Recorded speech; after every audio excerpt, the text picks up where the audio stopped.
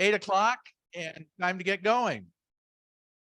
So it's really great to see such a big crowd here this morning for what I think is going to be a very interesting event. As many of you know, position 5 is vacant, and we have 3 candidates who filed to run for that office.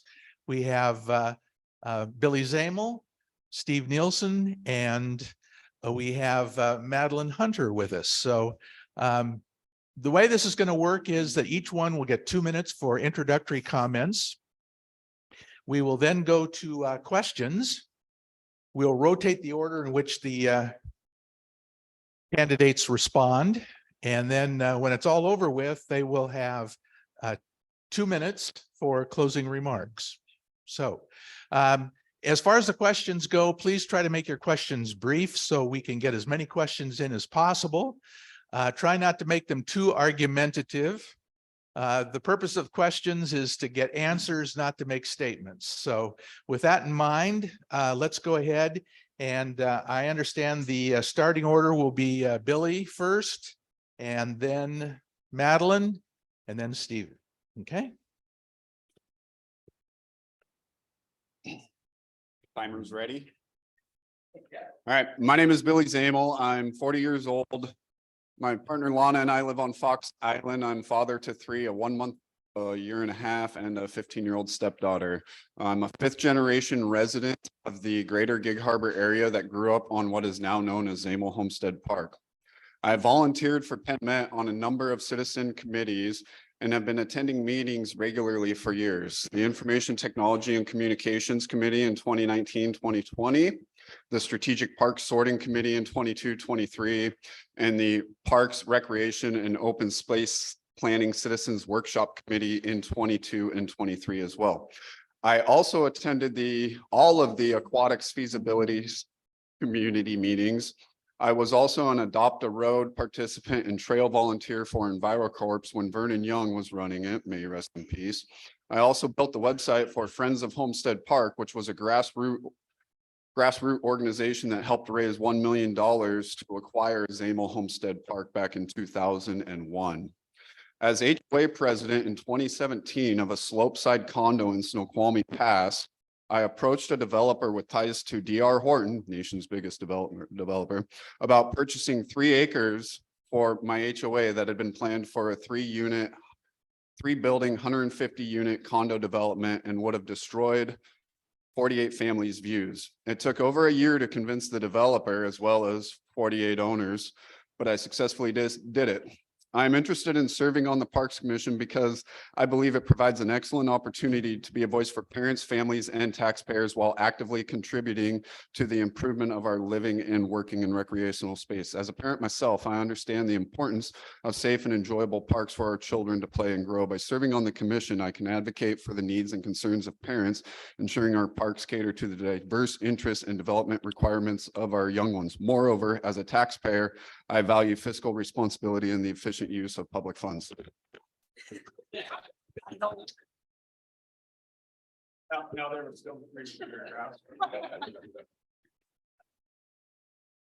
Ready? Hello, ladies and gentlemen. My name is Madeline Hunter, and 6 years ago, fate led me to this wonderful town. And from the moment by the breathtaking beauty of our parks and our wonderful ecosystem, I found PenMet as a marketing director where I was asked to teach a ballet class, and that opportunity ignited a spark of entrepreneurship, and soon enough, French Toast Theater was born. What started with kids at Dale Hall blossomed into 60 families that I serve every single week during the school year. Entrepreneurship demands vision, creativity, and risk management, and financial acumen. It requires the ability to build and nurture relationships while establishing robust procedures and operating systems. Through my experience as a contractor and volunteer at PenMet Parks, I witnessed firsthand the transformative impact of their programs and their community. I felt a deep desire to be a part of this meaningful work, and so I got to it, volunteering to stuff eggs for their egg hunt, helping Santa write letters, and even reading during leprechaun adventure hunts. I was there to help foster community, and I love being a part of those. my students come in ready. I love walking my dogs through the trails, and Rotary Bark Park is one of our favorite spots. PenMet has so many incredible things to offer. However, in 2021, I had to make a difficult decision. I could no longer morally support PenMet after discovering instances of negligence that jeopardized the safety of children and compromised the well-being of employees. I couldn't stand idly by, so I started advocating for change from outside of the organization. I raised awareness about faculty's conditions, lax protocols, and I'm so grateful my voice was heard, not only by the people of this community, but by PenMet Parks as well. And now I'm working tirelessly to make a difference as a potential PenMet Parks Commissioner. I'm currently collaborating with continue to do the most I can to make sure your voices are heard. Thank you. I'd like to start by thanking everybody for being here today. It's really great to see leaders in our community. So thank you all for coming out, and thank both of you for running. This is, if anybody has never run before, this is always a humbling experience. So the fact that we are putting ourselves out there, our thoughts, our ideas to be critiqued, it is definitely, like I said, humbling. So thank you both for running as well. Parks are a barometer of health of our community. They're a metric by which our community is judged, kind of like the cover to the book, right? A large park system, clean parks, plentiful parks that are serving the community. They represent affluent, well-served, and a functioning government. They're safe, they're serving, it's home. That is a direct representation of the home that we choose to live in. And because it's home, I have a natural instinct to protect, to make sure that safety is paramount in the park system. We talk about child safety, we talk about night safety, we talk about safety of our personal belongings as we're using the parks. We want to preserve our home. We want to keep it beautiful. We want to keep it natural. We want to inspire through opportunities, volunteerism. We want to continue to develop and nurture our home. My name is Stephen Nielsen. I'm running for this position as a father, as a user of parks. I'm father to 4 beautiful, beautiful children, a few of which have my passion and rambunctiousness. So they keep me busy. All of whom, though, are reminders of the vital importance of the park system to our community and what it means to them, to us, to our family, and this home that we're building together. I am the only candidate who has previously served in a leadership position in a Parks Commission. When I lived in the city of Oregon, the chairman of that Parks Commission, and I look forward to opportunities to talk about some of those items and successes that I had there. And I look forward to answering your questions today. Thank you very much. Back to you, Bill. Thank you. And who has a question? I have a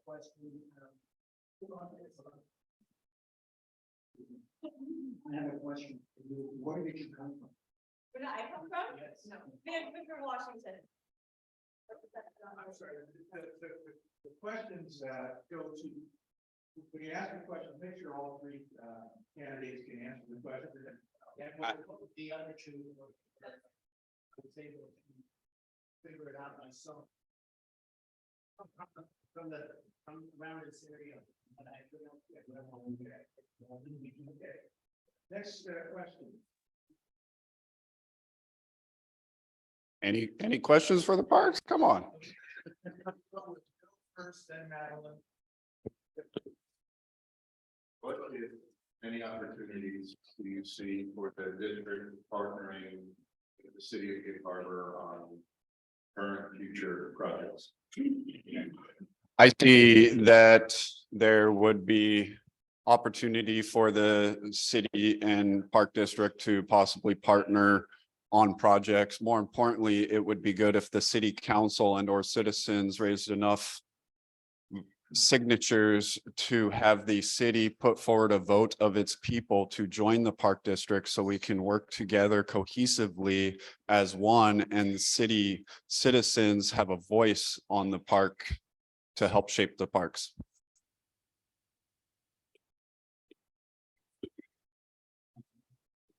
I think there's a really beautiful way that we can put PenMet Parks and our city parks and make them be more collaborative.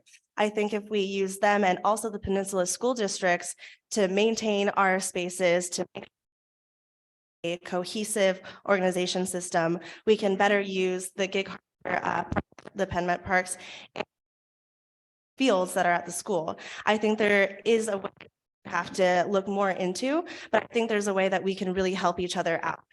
From everything from when one of our lawnmowers breaks down, if we can go and borrow Gig Harbor councils and maybe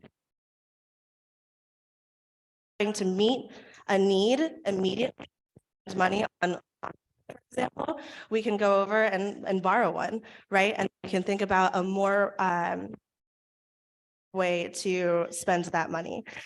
There's a really beautiful, a lot of that has done the YMCA out with different city council parks. So I think there's a very lovely way that we can partner together. All right. Believe it or not, the citizens of the city of Gig Harbor are members of PenMet Park District. They may not be taxed as such, but they use the parks. And likewise, park beautification acts parks in all of the communities. So there's been conversation about maybe co-opting the parks districts as well. This is something that needs to be, if it were done, would need to be done in good faith with the types of resources to community would mean for proper practice the city, but also the opportunity that we have for, especially for especially for maintenance cost and beautification efforts within the city as well. I think that that the city of Gig Harbor and PenMet Park, we are all, like I said, this is a home, and we have an opportunity and an obligation to try to work together to collaborate. So all efforts that we take within the state and within the district should be done, like I said, all of the citizens. And if there is an opportunity for as long as the voters are in favor of it. And are we reversing order at this point? Yeah. So I'll answer the next question. Okay. Okay, next question.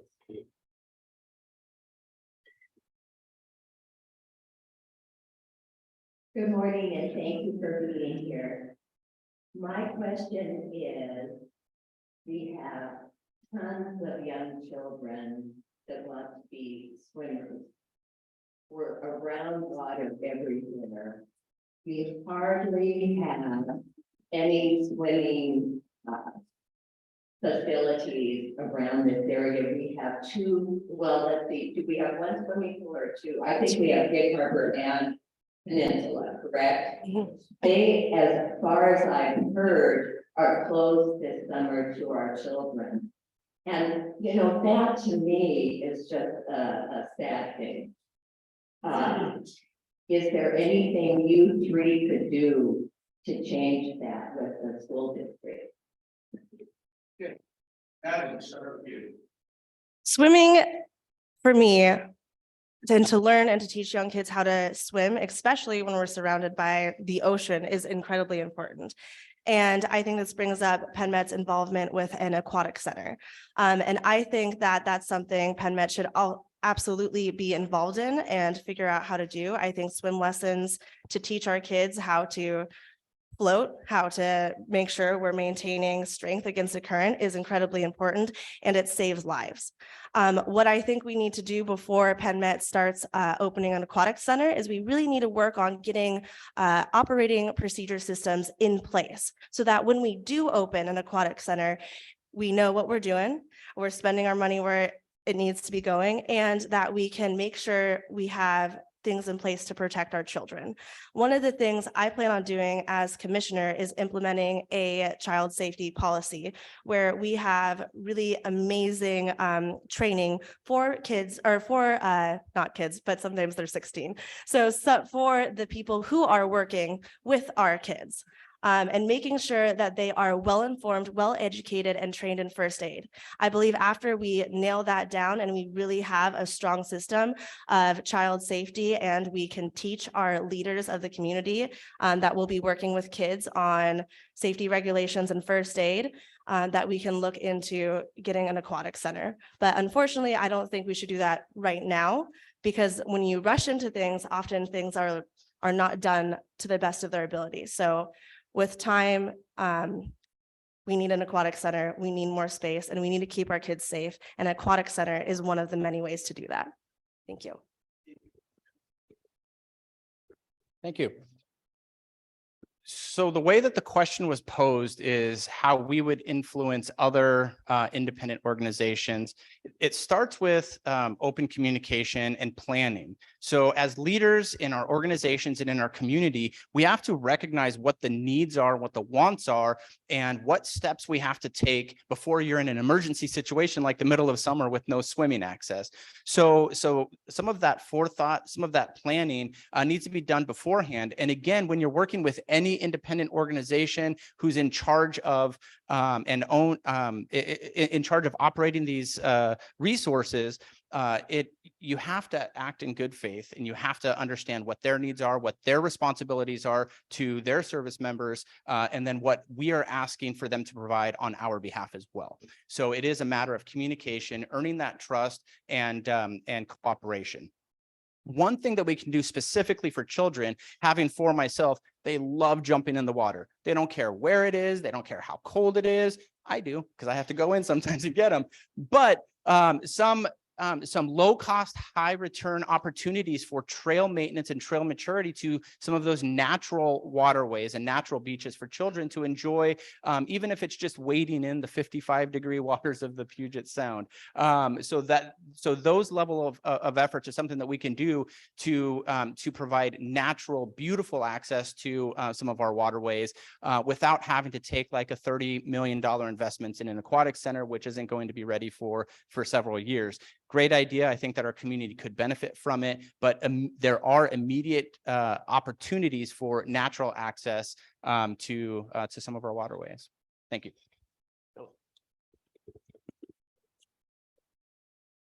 Ready with your timer? All right.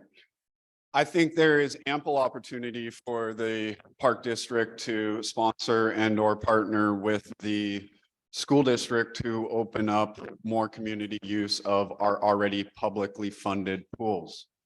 I recently worked with the school district superintendent Barr, President Wimberly, and Vice President Olson on giving them an easement at the end of my driveway because a neighbor down the road told the school bus they couldn't turn around on their driveway anymore, displacing about 30 students. So I have a working relationship with the school district, and I've already floated the idea off of them about us possibly partnering to provide quicker programming access to the aquatics facility center or aquatics programming. I attended all the feasibility studies for the aquatics center. If built in 2025, it would be a $48 million project, and it would have an operations cost of about $3 to $4 million a year. We would need a levy and a bond, operations bond to do that. I'm not saying that the citizens wouldn't support it, but it would need to go out to the vote and see it. My idea is that when we propose that to the citizens, we don't just propose it as an aquatic center, but we do other projects that would provide parks in all of the districts. So maybe develop an aspect of Maplewood in the north end of the district, maybe develop some of the other undeveloped sites and go from there. But there's definitely an area for strengthening partnerships with the school district for fields and aquatics. Thank you.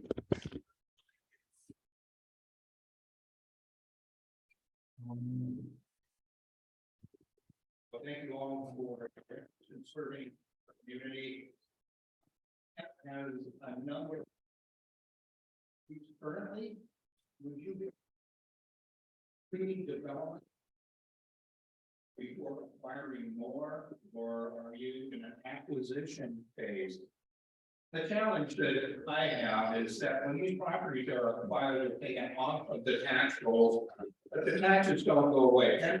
And that doesn't pay property tax. tax are exempt, but the surrounding community has to pick up that tax burden. And so if you simply acquire properties and shelf it, nobody benefits. by Right. that. And so I'm curious. Sorry, Billy? No. Oh. No, oh. I've got the microphone. I'm starting this one. Excellent question. We, as a Parks District, are sitting on a lot of undeveloped land right now. And though acquisition is important, I think that development is also important. As long as there's an intended use, right? So when I look at project plans, I'm an aerospace engineer. I build rocket engines, and project planning is absolutely vital. When you look at acquisition as a starting point, you have to look at startup costs of the project. Everything is a project, and all sub elements of it are a project. Then there's implementation and development costs, operations and maintenance, and decommission costs. Right? If we're not, if we do not have the right kind of resolution for each one of our parks, each one of the projects, and the projects, the sub projects that are associated with that, then we don't have a good grasp on management, full management and ownership of the parks and of the projects. I've had the opportunity to talk with yesterday, actually, one of the commissioners currently, and got a better understanding of how we're doing that. I think that we can do it better resolution. As far as pausing any further acquisition, as long as we understand what that cost is to the taxpayer, what the plan is, and how that directly benefits all of us in the Parks District, whether it's services and how quickly we can develop those new properties up for a specific purpose, I would be okay with acquisition. I'm also hugely in favor of land trade. Some of the properties that we've been sitting on undeveloped for a long time. And if we're not going to move on those properties, we need to move away from those properties. So I think that we can get creative with the properties that we have. And I would absolutely be in favor of some of those creative solutions. Thank you. Who's next? Bill, yep.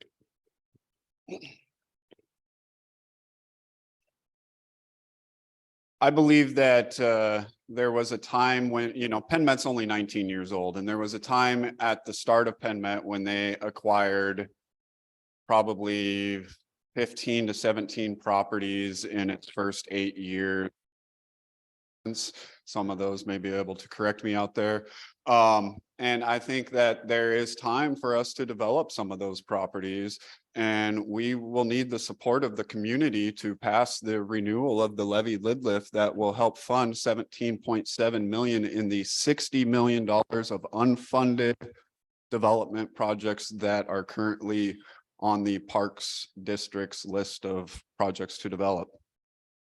I do believe that land acquisition is a tricky thing because there's times where land is available and families are coming to us to try and acquire them, but the Park District may not have the funds available, or grant timing and stuff like that is too far out. And that I believe we should establish a line item fund for a land opportunity fund and contribute money to it each year. I'm not saying let's fund it 100% at millions of dollars or anything. I'm saying let's put it there. So if a $300,000 piece of land that sits next to an existing park comes available, we could possibly buy it off of the MLS market versus working with the families, because not every family comes to a park saying, hey, I got a beautiful piece of property and I would like for it to become a park.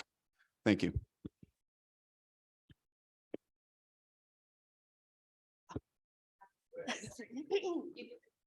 Thank you. So I have a unique position of being a part of PenMet Parks for almost 4 years.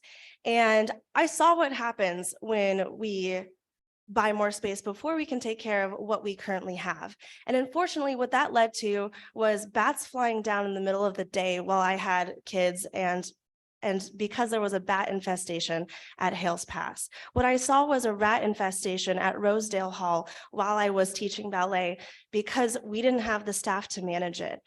What I saw at Demolay Sandspit was lights in the bathroom that weren't fixed, and we had to have a lantern be brought in so that kids could use the bathroom safely.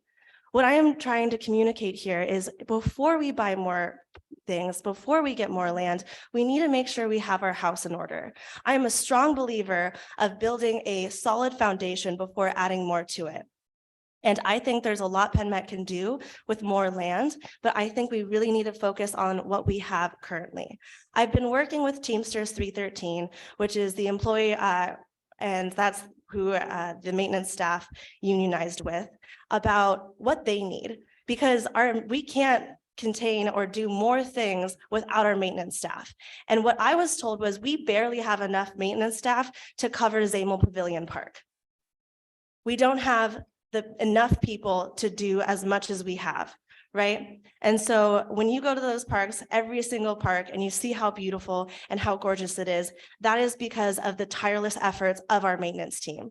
So yes, eventually, I think buying more land would be awesome. But for right now, we really need to get our house in order. We really need to make sure we have a strong foundation. And we need to make sure that our PenMet employees, the ones who are working hard, we need to make sure that they're taken care of. They haven't had a cost of living adjustment in 3 years.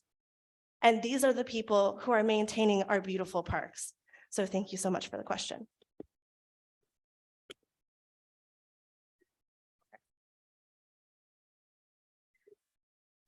My question really is for Madeline. You had mentioned this, all three, okay. All three, but she brought it up, so. So this kind of safety mentioned that there's a problem. And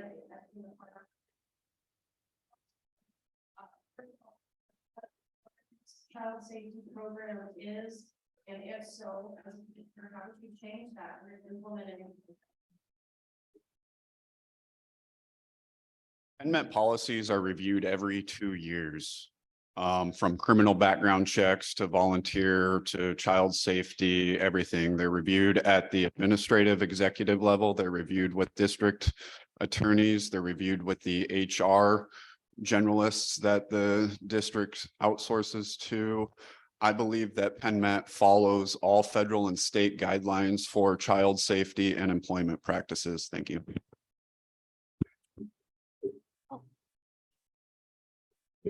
Thank you for the question.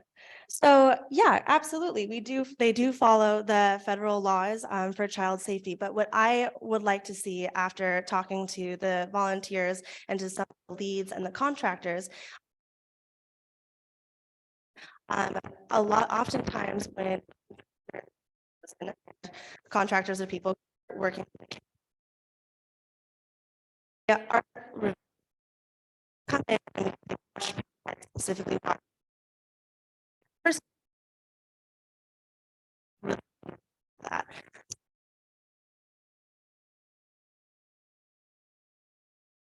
Everything when you have a kid who has a boo-boo, how do we treat that? Is going to have a different response because there is no current company PenMet has chosen to deal with. So where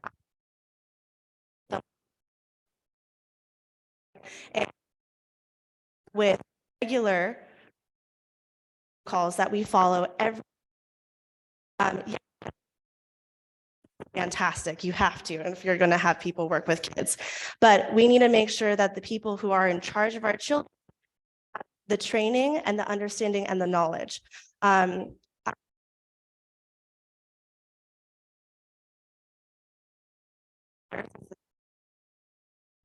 But I still don't think it's enough. I still think we need scenarios where if a kid is really upset, what do you do, right?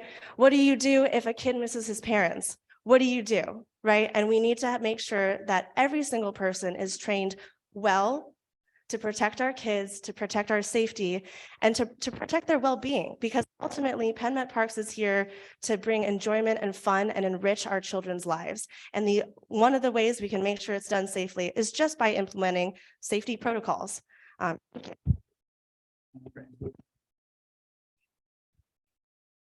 So I've been a volunteer. I coach, I've coached several teams for my daughter with PenMet Parks. Thanks, Bill.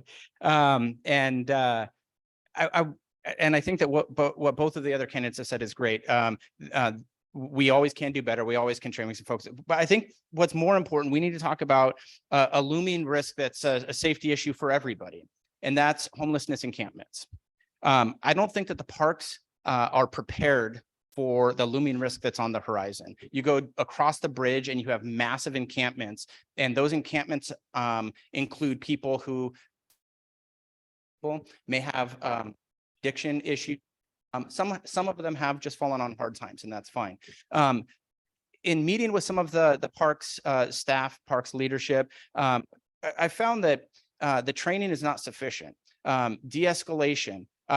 We are not served properly by law enforcement in our area. So as problems may arise, what are we to do? Whether children are involved, whether parks employees are involved, I think that we need to focus more generally on those types of real looming risks to our community, to our parks, to the safety and the beautification of our parks. What do we do when we start getting squatters? Yeah, I'll leave it at that. Thank you. I think you're up next. There you go. Good morning, and thanks to all of you. My question is regarding the levy lid bill. And the 800-pound gorilla in the room. Tuesday night, the current board voted to put the levy lid in the potentially really huge tax increase on the ballot. And my question to each of you is how you voted Tuesday night, and then do, and I guess the extension of that is in favor of the levy lid, which is getting 101% cap up to taking it off and up to 106%. Thank you. So I'm for levies in general, right? I think everyone loves parks, everyone loves safety, everyone loves maintenance, but I cannot support this levy lid lift, unfortunately, for a multitude of reasons. One, PenMet conducted its own study in 2021 to see that where we were financially and how we would be at the end of 2029. Hunter George is an executive, or was an executive director interim with PenMet. And what he said was, the review of these scenarios shows the district is in a strong financial position.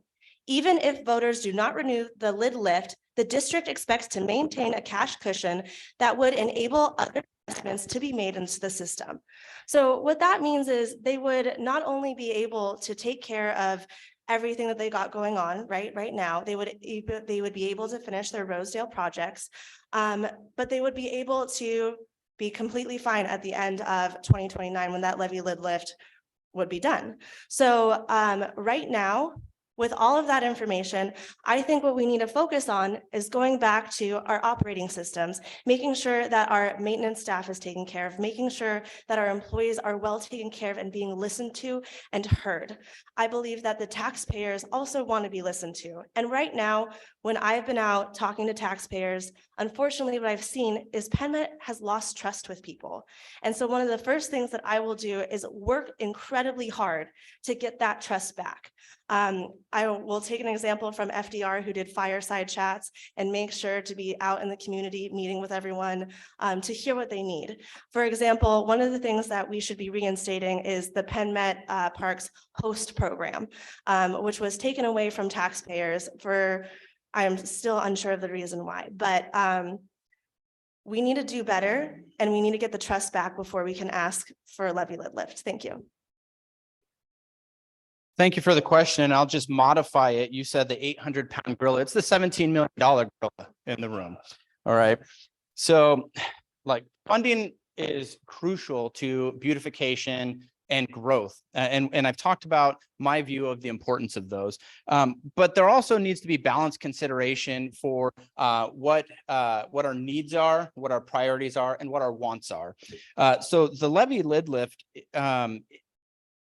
seems to complete a list of prioritized items that are growth items. Some of them are beautification items over a 6-year plan and beyond.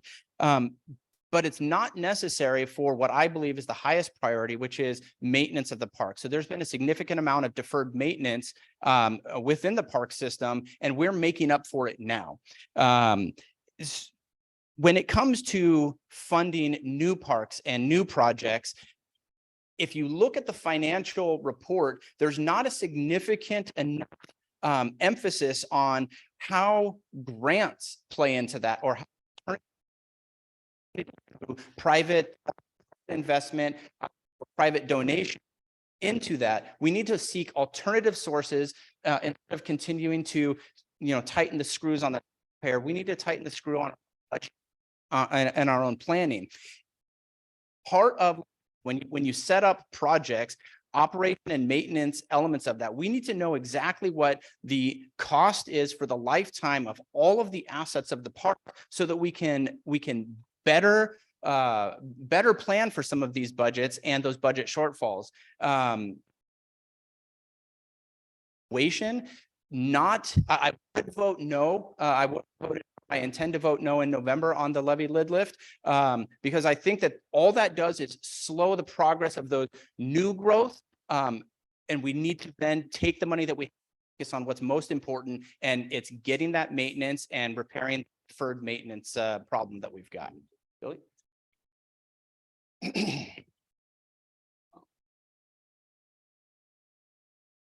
So the question was, do I support the levy lid lift? Yes, I support the levy lid lift, and I will be voting yes for it. I believe that a lot of the issues that you've heard me and the other candidates talk about, deferred maintenance, understaffing, stuff like that, would only get worse if we don't pass the levy lid lift renewal, actually, because in 2004, the voters approved to fund PenMet at 75 cents per $1,000, and they reaffirmed that vote in 2017, and I'm looking forward to them reaffirming it in 2013. I think that we talk about the development of parks and small park projects that are in the community, and if we continued to be hamstringed in our funding, delivering the needs and desires of what the community wants will be very hard for the next 6 years. And we would only prolong what the community has talked about with deferred maintenance. I would also like to point out that Hunter George was an executive director that was brought here by Tacoma for an interim contract of 4 months. He was unable to fulfill that contract and decided to resign at 2 months, and the city of Tacoma, or the Tacoma Metropolitan Park District rather, refunded half of the money for that contract. Thank you. What do you see as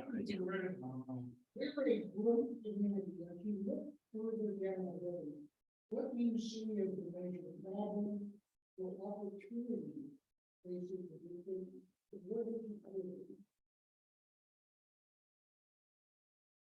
I think, as we were just talking about, budget is the biggest problem we're going to have to deal with right now. The growth rate is we're at about 25% growth over the last several years. Though, as we were talking yesterday, if you ask the fire district, I believe they said we're at a 69% growth rate. So depends on your sources there. So we need to make sure that that we are budgeting for the growth, and that budgeting reflects, like I said, how we want the cover of our community to represent us and reflect on us as a community. I think that, like I said, we need to tighten the screws internally instead of tighten the screws externally. What I would like to talk about for a moment is as well is conservation efforts and what that means for us as a parks district, and how we can impact kind of globally by local action through conservation and preservation focus, through any development and growth that we do, making sure that we've got like land balance for conservation elements. This is something that that is beneficial to us, beneficial to our position in the Salish Sea, and what that means for migratory birds, for salmon and salmonid species, and for endangered mammals as well. Parks has a massive role to play in that, and it also inspires the next generation who are acutely aware of climate items and clean environmental items. So I think that that we need to advocate, we need to find partnerships with groups like the Audubon Society that I volunteered with previously, and get that level of expertise for kind of a more natural and friendly parks department. Saying we're not doing it now, we're doing great with our natural spaces. I would like to do more. Billy? Who goes next? Is it Madeline or Yep, me? just continue. Okay, all right. What was the question again? So recently, the district completed a use study and it found that 30% of our parks and programming is taken up by non-residents and taxpayers of the district. I believe that we need to work with the other by a contract of service, an MOU, whatever you want to call it, to allow, we need to authority and in-district costs and charge the out-of-district people a little bit more, or talk to the agencies that represent them to have a services contract that helps supplement what we are providing to them. I think as most of the growth has happened in the city of Gig Harbor, I want to say it grew from like 7,000 to 12,000 in the recent years or something. We really need to focus on working with the city to either get them to help supplement some of our program funding and or to get them to have the citizens join. Thank you.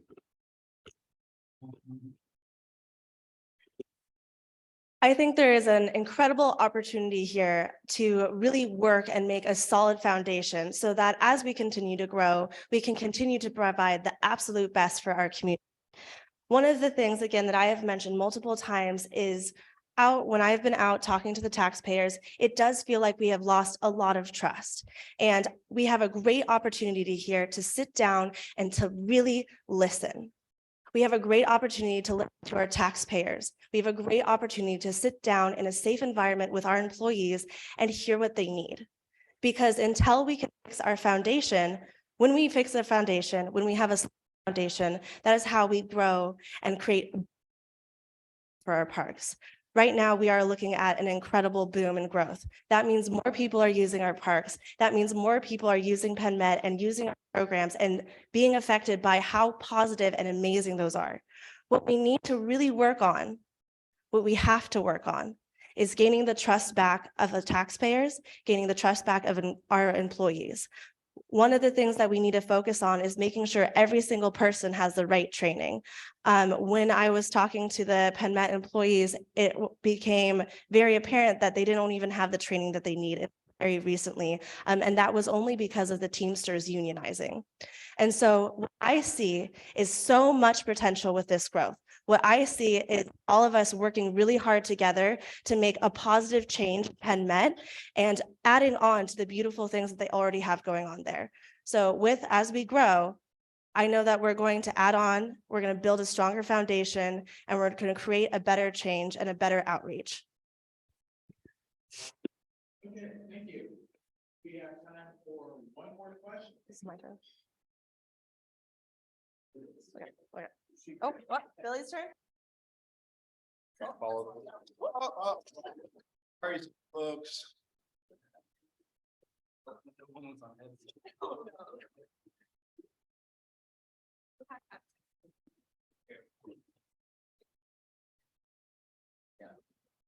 I can listen and put this together at the same time too. I hope so anyways. Can you hear me? So every time I look in the mirror, I realize this is an aging community that we've got a lot of programs for kids. What about, and I have kids in the community and I have 10 kids in the community, so it's not all about me. But what about seniors? What about senior programs, folks that are mentally and physically challenged? How do you feel about broadening the scope? Programs to address those two population groups. So I think that parks are for all and everyone, inclusive to every person on the face of the earth, as well as animals. And I believe that we should be providing robust programs for the communities of all, including adults and seniors. I have 4 generations active living in the PenMet Park District, from my 86-year-old grandmother to my parents that are seniors, to siblings that are young adults, to the next generation of nieces and nephews and kids of my own. I believe that PenMet around senior programming has started to offer more, and they can continue to do more. I believe PenMet should offer programming in the PenMet district at PenMet facilities and help augment what other community partners and or municipalities may be doing to also help the seniors in this district. But I don't believe PenMet should just for senior centers. After attending and talking with a lot of the seniors in this community, they feel that the message was construed on what they wanted from PenMet, and it's really just space for their programming and to make sure that the programming is vibrant and wonderful for the seniors. Thank you.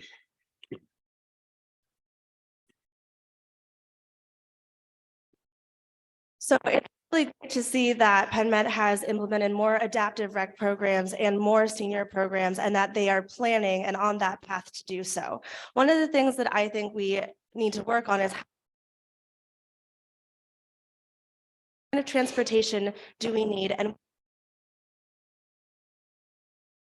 programs, right? Do we need to partner with the schools and rent their buses or use their buses so that we can go into community facilities or where seniors are and bring them in? Or do we need to hire contractors or people who are senior citizens and get them out into the community, and maybe PenMet sponsors them, right? There is a lot of things that we can do here to help our senior citizens out.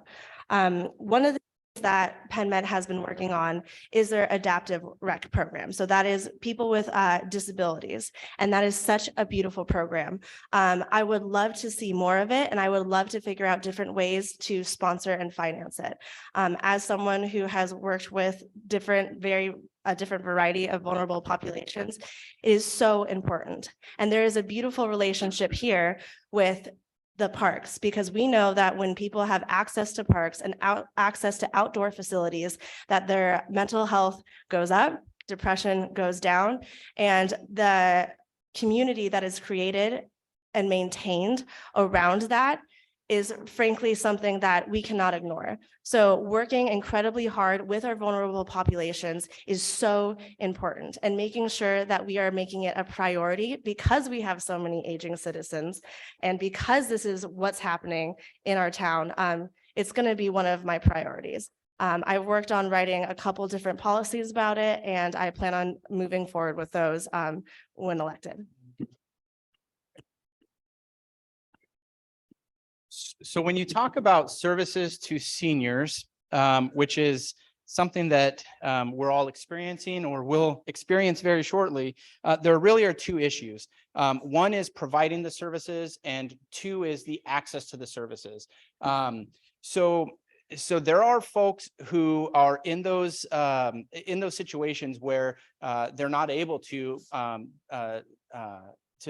move out on their own. So whether we have an obligation to do it through the park systems, or we have an opportunity to work with the private sector or other organizations that exist, providing either regular transportation or at-will transportation through something like, Uber, Lyft, Uber and Lyft type opportunities. But one thing that really speaks out to me, I was talking with one of the members of the community, and she was extremely concerned in her in her response to this question. She said, the Parks District moves so slowly with projects that impact me. I'm afraid that I'm not going to be around to see the benefit that I need now. So when we talk about budgeting and when we talk about priorities and the needs of our community, there needs to be extra emphasis on executing those services to that would directly benefit seniors. Also looking at for high return, low cost, and low impact. Where can we pull some of those items from the bottom of the list up through volunteerism, private donation, other sorts of opportunity to expedite senior services? Thank you. Okay. And closing remarks at this point, right? Is it you? Oh, do I? Okay, all right. Yeah. It is now time for closing remarks and we'll again start with the Bill. Starting with me, you start with one of these guys. Go for it. Ultimately, my goal is to shape and enhance the place we call home by actively participating in the development and improvement of our parks and district as a whole, from the Kitsap County line to the most southern point of Fox Island. I will advocate for citizens prioritizing the tax programming and costs. Working closely with other commission members, community leaders, and residents, I hope to contribute to ideas and initiatives that align with the diverse needs and aspirations of our community. Together, we can create a thriving environment where families, children, and individuals can enjoy recreation activities, foster a sense of community, and experience the benefits of well-maintained public spaces. This is a nonpartisan position, and I have nonpartisan endorsements from members of the board, including the incumbent Amanda Babich, as well as Laurel Kingsbury, who beat me in 2019 when I ran, as well as President Nixon. I also have some endorsements from nonpartisan members of the school board as well, and look forward to earning your vote with them and hopefully serving on PenMet Parks Commission next year. Thank you.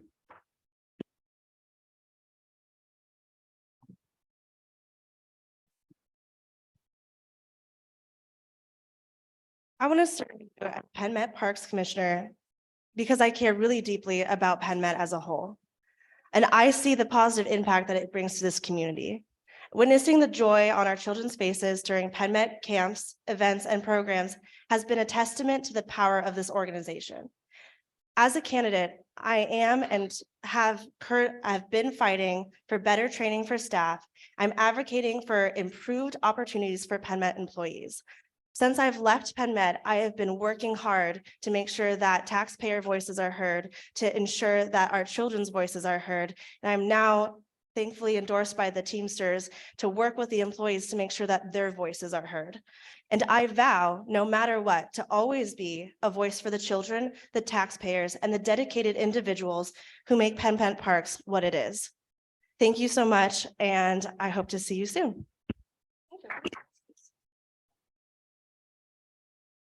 I'd like to start by thanking everybody. This is great and excellent questions. So I don't know who planted the seed out there for everybody, but whoever did that, really, really great questions. And again, thank you both for running. This has been a great experience for those of us who've done things like this before, to those of us who've never had to sit in a forum and face the firing squad like this. So it's always a humbling experience, like I said, and I think that everybody up here did great today. I'd just like to go back and say we measure the health of our community through our parks. It's the doormat to our home.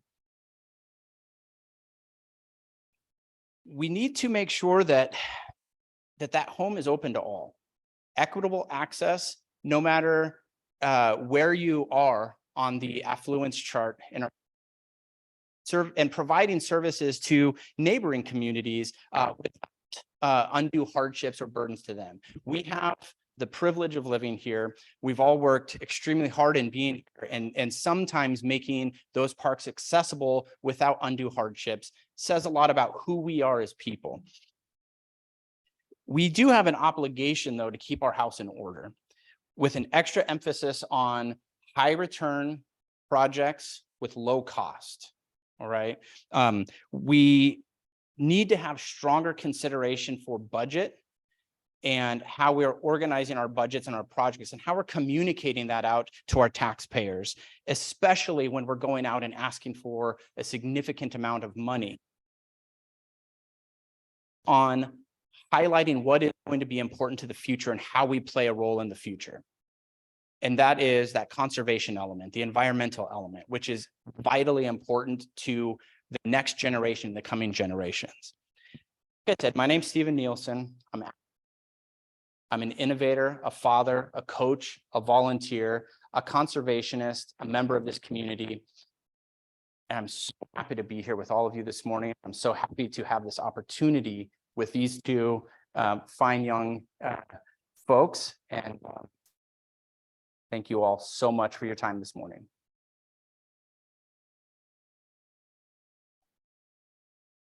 Well, again, thank you very much. We have just a couple of minutes left. Miriam, would you like to come up and talk a little bit about the chamber? I'll bet you would. Sure. Sure. So thank you everyone for being here. If you have not seen the sign-in forms, we'll set them on a stanchion here. Please sign in. We'll just put a random time for you. Don't worry about the time. And then we'll sign everybody out. Not a problem. This facility, I believe, is going to be our new home. And so we're excited about this. It feels a lot like Cottesmore Dig back in the day. So we're really excited about this space. The only requirement they have is just to sign in and we'll get that part figured out. Thank you again to all the candidates who are choosing to run. Did a great job and we look forward to having you guys vote. Kurt, what is the programming coming up? Yes. Thank you, Miriam, and thank you all for being here today. Appreciate it. So next week, we're going to have a legislative roundup. Our representatives, Spencer Hutchins, Michelle Caldier, and Senator Emily Randall will be here to give us a synopsis of what happened at the last legislative session.